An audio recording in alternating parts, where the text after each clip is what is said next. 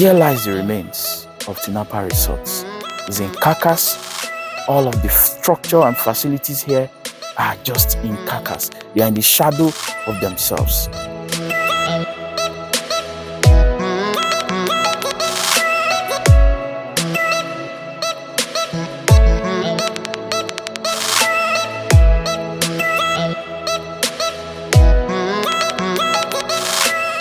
Over the years, a lot has been said about the Tinapa Resort in Calabar, an idea conceived by former Governor Duke's holistic approach to tourism development, encompassing economic, social, and environmental considerations. The 80,000 square meters Tinapa Resort is a multifaceted development aimed at boosting tourism, trade, and economic growth in the region in Cross River State.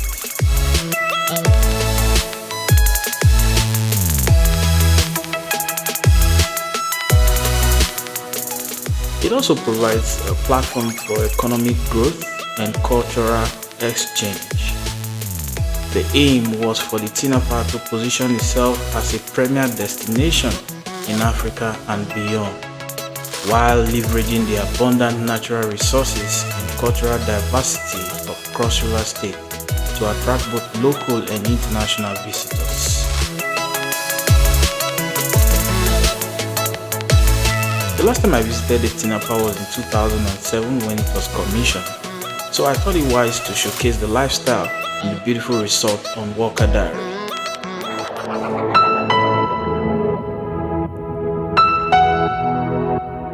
On that note, I set out on a journey to Calabar via Uyo, Akwa Ibom State. Although some of my contacts had earlier informed me that the once cherished Tinapa Resort was not functioning at full capacity anymore, however, I insisted on visiting so I could capture a remnant of the fun activities going on there.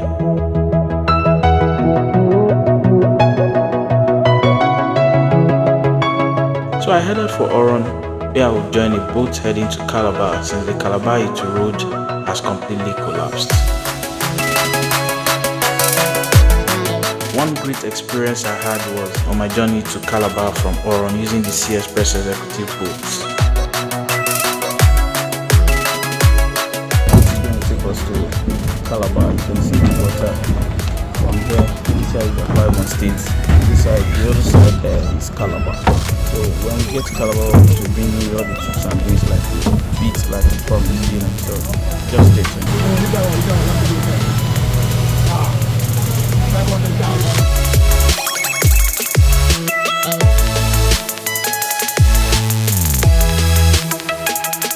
The lack of continuity of government is what has kept the Tinapa in the way it is.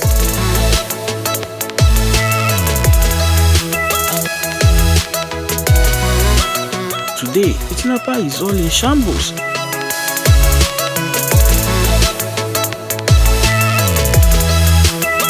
This is Walker Diary, and my name is Desmond Walker. I just arrived at Tinapa, and I want to take you to get a first-hand experience of what Tinapa looks like. You know, a lot have been said by so many people about Tinapa, but I decided to come here to see for myself. Join me as I take you to Tinapa.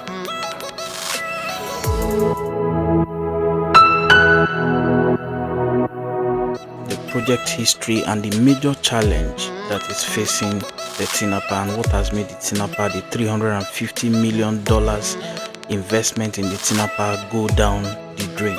Calabar is the capital city of Cross River State, and this morning we're here at the Tinapa Resort.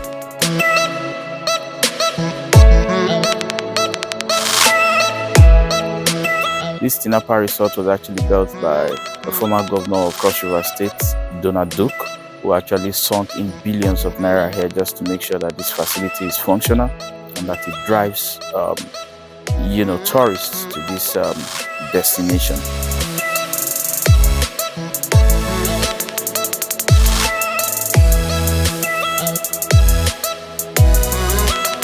Naturally, from 2019 to 2021, I realized from research that the tourism industry's contribution to the Nigeria GDP was about $16 billion, and afterwards, post-COVID, it dropped to about $14 billion. At $16 billion, it means that tourism sector is contributing about, let's say, about 3.9% into the GDP. But haven't dropped. A lot of factors, I think, actually contributed to that. If you look at some parts of southern Nigeria where we have so many tourist attraction centers, I think that some of the facilities are actually decaying.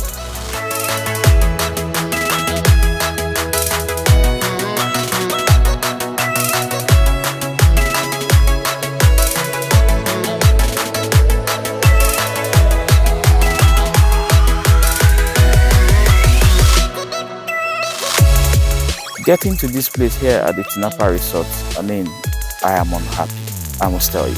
A lot of money was sunk in here. If you look at the structures here, they were intentionally built. These structures, somebody actually thought about them and deliberately built them because, this could have just been a fantastic destination, a superb, awesome destination for tourists.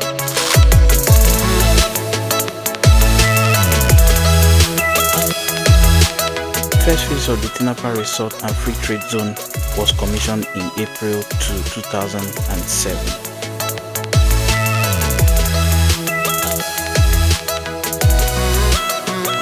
Original idea wasn't that this place was going to lie fallow. It was an investment that Govt Donald Duke was optimistic about. And it was a noble idea. At the end of his tenure, he had launched the first phase of the project, and it had kickstarted to the admiration of people.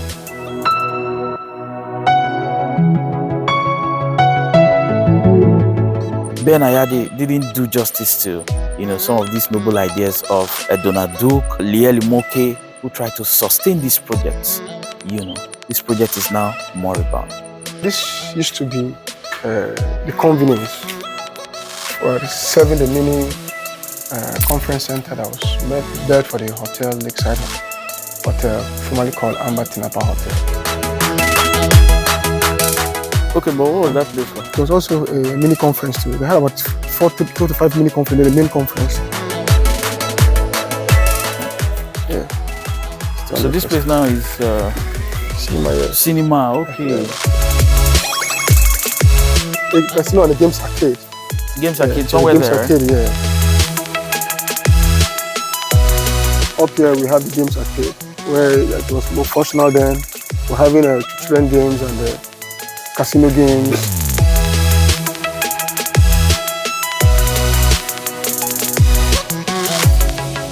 But with policies of government over time, the Tinapa began to wear down and tear down. A report in May 2011 by Daily Trust was entitled "Tinapa is Dying." With reports like that coming out, it heightened, the anxiety.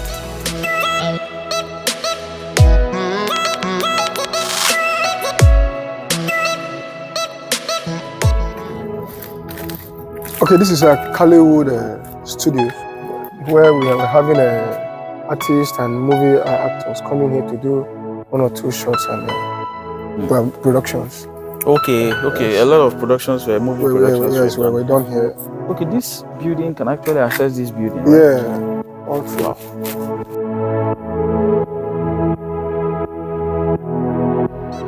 Many years ago, this place was a convergence and a melting point for international stars across the world, across the globe. Everyone wanted to visit the Tinapa here in the southern part of the country, Calabar to be precise. This was the melting point for every star across the world. Any personality, entertainment personality that has not been here is said to be missing a lot. We've had a lot of stars visit here. Akon, Fabio and the rest of them visited, because of this edifice and what it contains.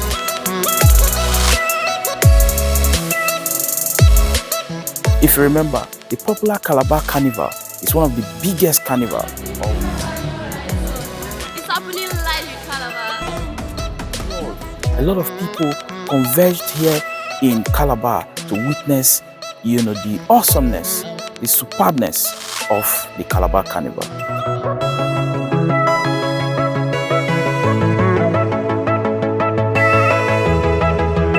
Tinapa was also one of the many tours during that week of the carnival, before and even after.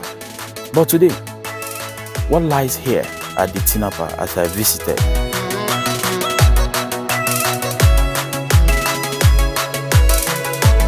It's much more of an eyesore, of a shadow of the multi-billion naira or multi-billion dollar edifice constructed by Julius Berger several years ago.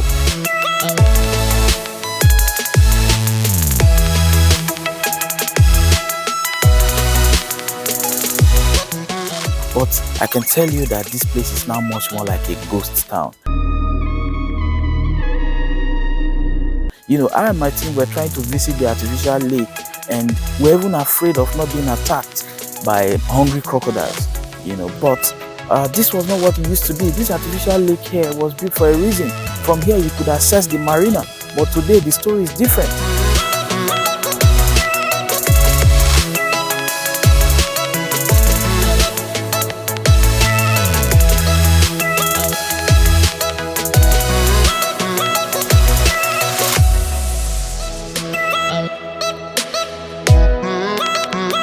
Let me take you to the Children Game Center so that you can see for yourself exactly what has become the remains of this facility here.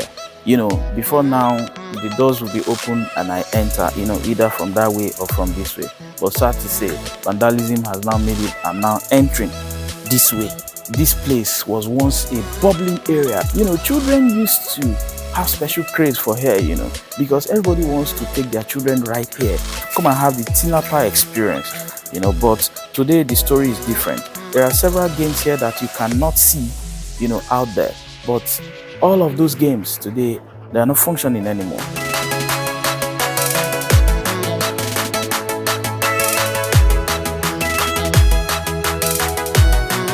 This place that's supposed to generate millions of naira in revenue is now a ghost town.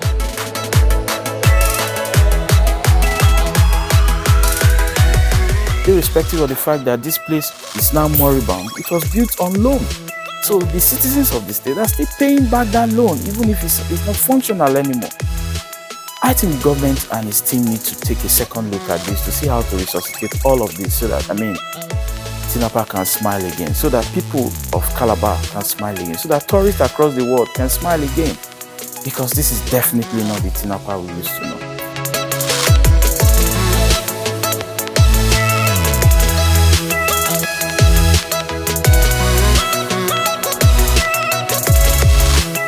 And in 2013, the Nigerian Customs also released a statement claiming that the free trade zone was not properly constituted, and it began charging duty on purchases and a lot of stuff like that. So all of these things put together were what killed the Tinapa today, and the Tinapa is all in shambles. This is one of the emporiums, and there are 4 of it, the size of this, in this facility.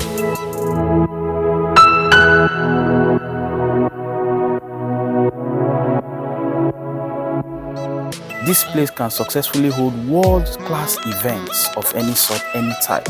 I think the smartest thing for the government or the current government to do is just to, first of all, resuscitate this place, for events to begin to hold here. And I tell you, that's an inroad into trying to bring back the Tinapa.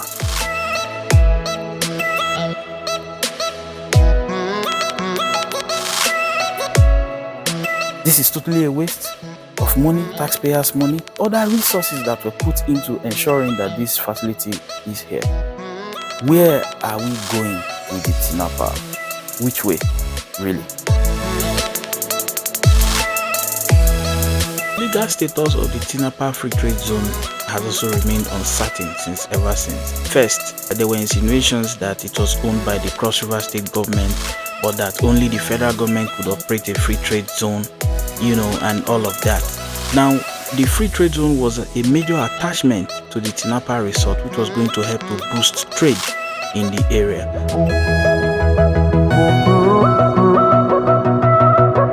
The Calabar monorail was a project that was commissioned officially by the then acting president, who is also our vice president, Professor Yemi Osinbajo. And the idea behind this monorail was that it was going to run all the way from here down to the airport, so that from the airport people can actually access the Tinapa. I want to show you what the remains of this monorail looks like. And I'm also told that you know, during the EndSARS it was also vandalized and leaving it in a state of comatose like this. This is what the Calabar monorail actually now looks like. Follow me. You can see right here what happened. It was actually vandalized. This was a noble project, you know, that was actually meant to enhance tourism in this state. And this is the remains of the Calabar monorail.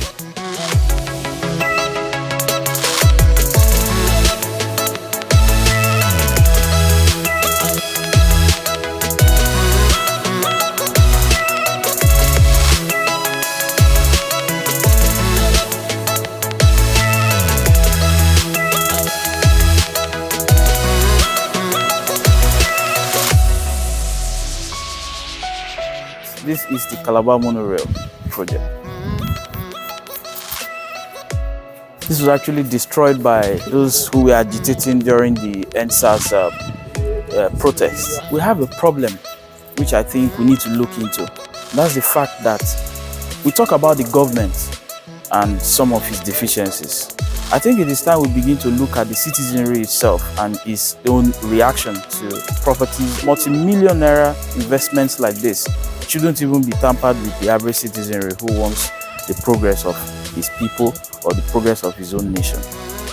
Here lies the remains of the Calabar monorail. That was what more, you know, very much more celebrated, and I mean, it's saddening to watch.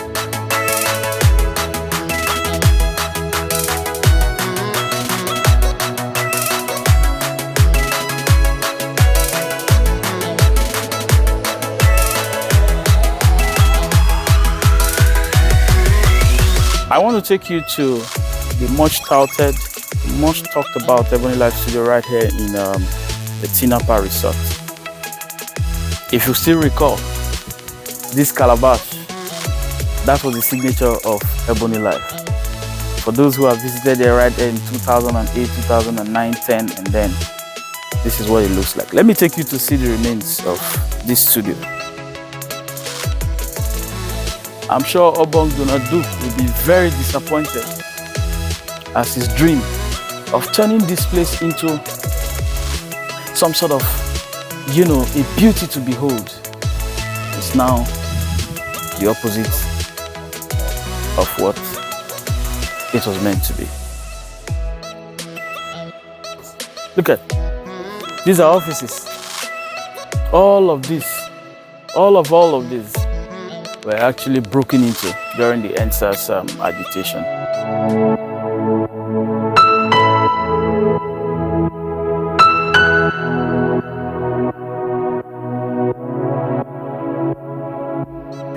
Yeah, this is an amphitheater right here.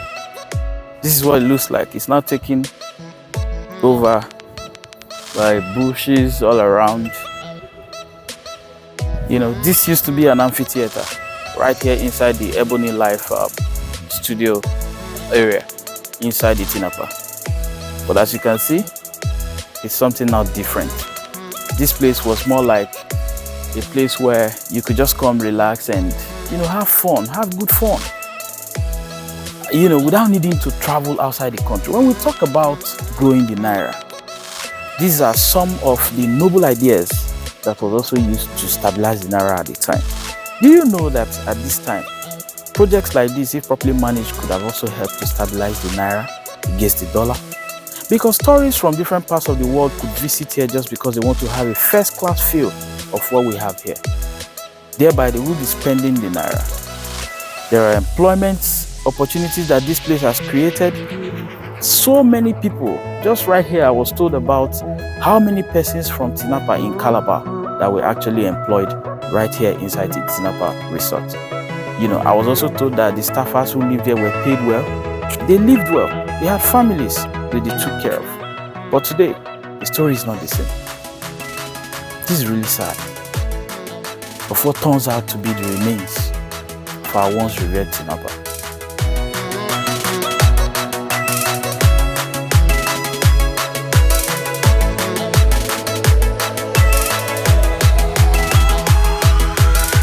But in February 2008, a report by this day newspaper said the federal government did not take, any step, and it did not approve the operating procedures and guidelines of the free trade zone at Tinapa.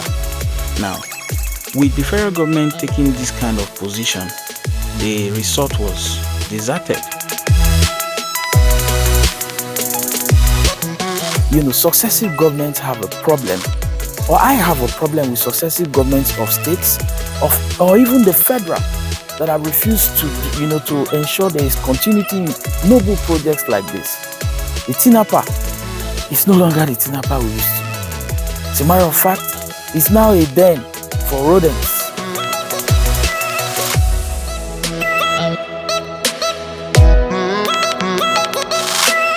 This actually stands for the Tinapa. At the official opening of this place, this was where the camera opened out on, and it signified that this edifice, which we were once proud of, was opened on that day. And I'll tell you, this is a nostalgic feeling. I've been here before, but in a much more better condition.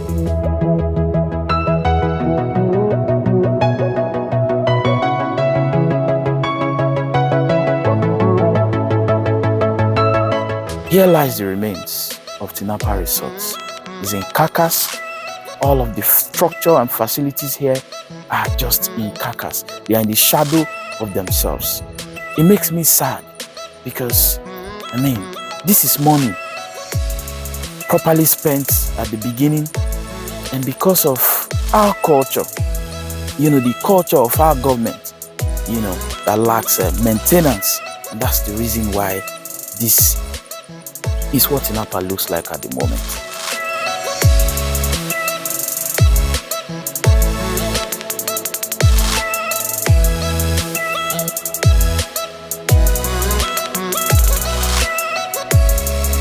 That's how what things look like. This reminds us of the Tinapa that we used to know. Can the Tinapa come back? What will the government of today do to resuscitate the Tinapa? Let's see. I think it's something that is left for us to see. Subscribe to this channel and click on the bell notification sign beside the subscribe button so you'll be the first to get notifications when we drop new videos.